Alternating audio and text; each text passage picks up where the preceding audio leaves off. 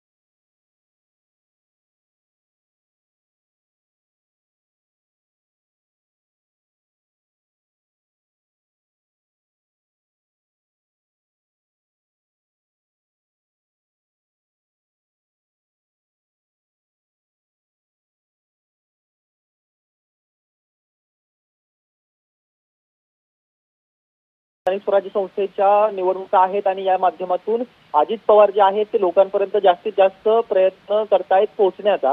या सगळ्याचा कितपत फायदा अजित पवारांना आणि त्यांच्या पक्षाला पुण्यामध्ये होणार आहे ही बाब जरी वेगळी असली तरी सध्याच्या घडीला उपमुख्यमंत्री अजित पवारांकडे कामं घेऊन आलेल्यांची संख्या मोठ्या प्रमाणामध्ये आहे। महापालिकेचे देखील अधिकारी संबंधित अधिकारी जे आहेत ते जनसुनावणीला उपस्थित आहेत। महापालिकेचे आयुक्त असतील किंवा इतर अतिरिक्त आयुक्त असतील या सगळ्यांच्या माध्यमातून जो आहे तो आढावा अजित पवारांनी घेतल्यानंतर या सगळ्या कामकाजाला सुरुवात केली गेली आहे।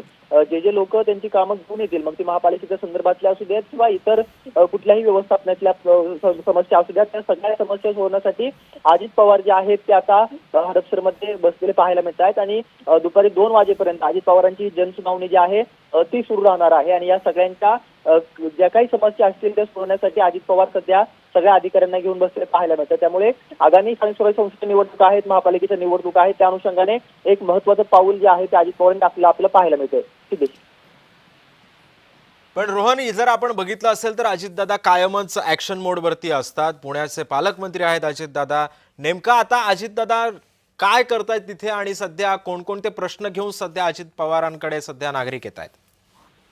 नागरिक सगळ्याच समस्या घेऊन येत आहेत। अनेक जण महापालिकेच्या संदर्भामधले कामं त्यांची आणत आहेत की महापालिकेमधून जे काही विभाग आहेत, विविध विभाग आहेत, त्या विभागाचे सगळे काउंटर्स जवळपास पेक्षा जास्त काउंटर जे आहेत ते अजित पवारांसमोर लागलेलं पाहायला मिळते। मग अगदी पीएमपीएलचा विषय असू दे किंवा जलपुरवठा, घनकचरा व्यवस्थापन, पोलिसांकडे काही गोष्टी असतात त्या जर का काही सोडवायच्या असतील तर तिथं देखील अजित पवार जे आहेत त्याचं निवेदन घेतायत, स्वीकारतायत आणि नंतर जबाबदारी जी आहे ती पोलिसांना सांगतायत। मालमत्ता कर असेल किंवा म्हाडा क्षेत्रातले असतील या सगळ्या क्षेत्रातल्या समस्यांचं निराकरण जे आहे ते अजित पवारांकडून केलं जातंय। जवळपास 15 काउंटर जे आहेत ते त्या कार्यालयामध्ये लावलेले आहेत आणि अजित पवारांची एक मोठी टीम जी आहे ती या सगळ्याचं व्यवस्थापन करते। जी टीम अजित पवारांचं मागच्या काही वर्षांपूर्वी, काही दिवसांपूर्वी विधानसभेसाठी कामकाज पाहत होती तीच टीम जी आहे अजित पवारांनी यासाठी निर्देशित केलेली आहे आणि ती टीमच्या माध्यमातून देखील या सगळ्याचं नियोजन केलेलं पाहायला मिळतंय। परंतु सध्याच्या घडीला हजारोंची गर्दी जी आहे ती अजित पवारांकडे भेटायला आलेली पाहायला मिळते। अगदी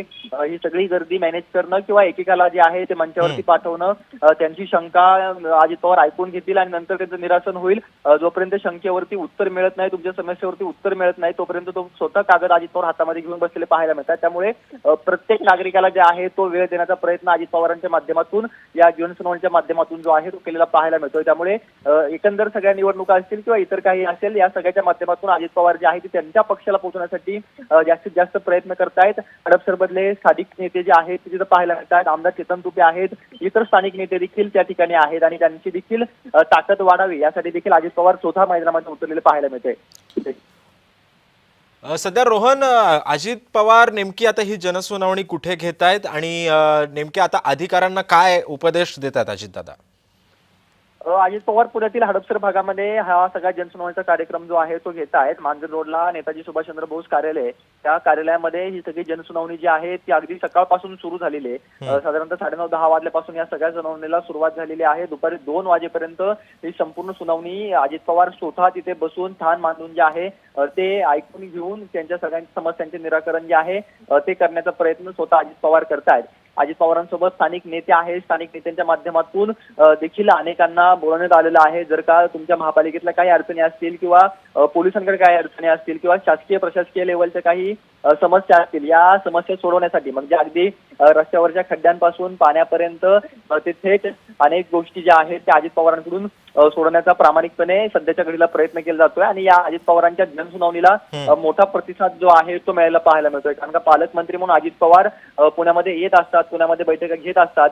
स्थानिक नेत्यांना भेटण्यासाठी अजित पवार वारंवार सर्किट हाऊसला बसून अनेकदा जे आहे ते कार्यकर्त्यांशी संवाद करणं असू द्या किंवा नेत्यांसोबत संवाद करणं असू द्या, या सगळ्या गोष्टी अजित पवार करत असतात. पण थेट लोकांमध्ये जाण्याची ही पहिलीच वेळ आहे.